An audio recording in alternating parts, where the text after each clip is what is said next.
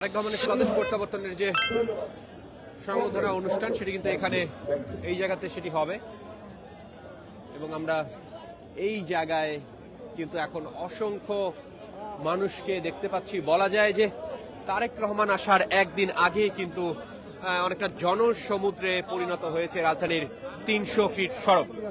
দর্শক, দীর্ঘ প্রায় ১৭ বছর পর দেশে ফিরতে চলেছেন বিএনপির ভারপ্রাপ্ত চেয়ারম্যান তারেক রহমান।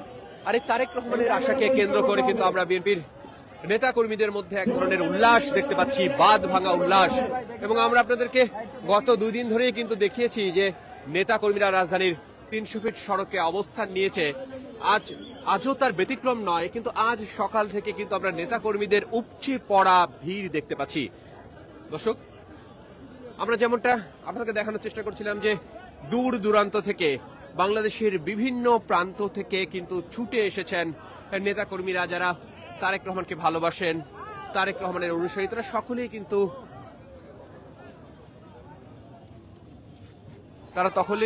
কিন্তু ছুটে এসেছেন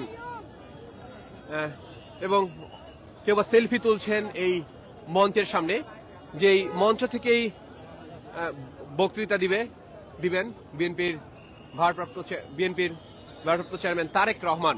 এবং এই মঞ্চকে ঘিরেই কিন্তু সেলফি তোলার হিড়িক।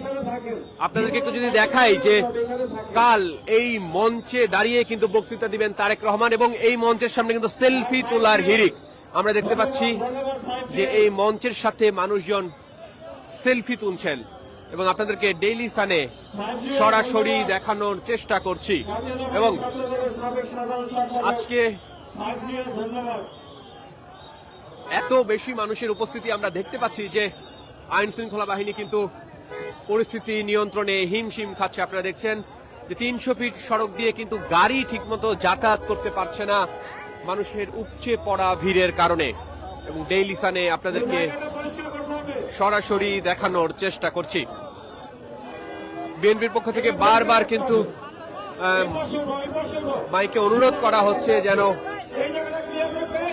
স্টেজের সামনে থেকে রাস্তা ছেড়ে দেওয়া হয়, কিন্তু এর পরেও কিন্তু আমরা দেখতে পাচ্ছি যে এখানে উপচে পড়া ভিড়।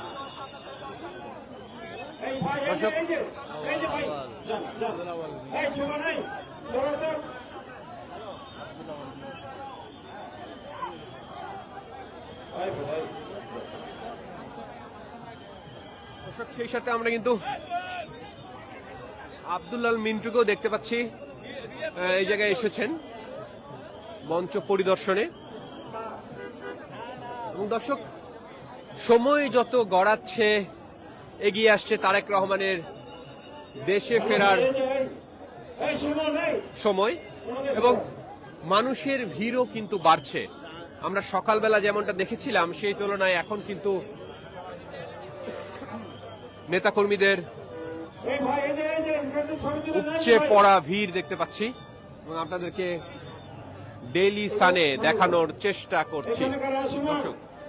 আপনারা দেখতে পাচ্ছেন যে তারেক রহমানের আশাকে কেন্দ্র করে রাজধানী ৩০০ ফিট সড়কে কিন্তু একটি সংবর্ধনা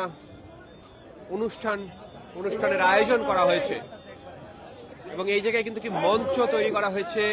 গত কয়েকদিন ধরেই মঞ্চ তৈরির কাজ চলছে এবং আপনাদের যদি দেখানোর চেষ্টা করি যে মঞ্চের কাজ আসলে কতটুক এগিয়েছে। আমরা গত ২ দিন ধরে দেখেছিলাম যে মঞ্চের যে ভিত্তি সেটি প্রস্তুত করা হয়েছিল বাঁশ দিয়ে, কিন্তু আজ যদি আমরা দেখি যে মঞ্চের উপরে কিন্তু সামিয়ানা দিয়ে উপরটাও কিন্তু কমপ্লিট করে ফেলা হয়েছে। এবং আপনারা দেখতে পাচ্ছেন যে আইন শৃঙ্খলা বাহিনীর সদস্যরা কিন্তু এখন থেকেই নিরাপত্তা বেষ্টনী দিয়ে রেখেছে এই মঞ্চকে ঘিরে। এখানে কোনো সাধারণ মানুষ প্রবেশ করতে পারছে না। এবং আপনাদেরকে ডেইলি সানে সরাসরি দেখানোর চেষ্টা করছিলাম।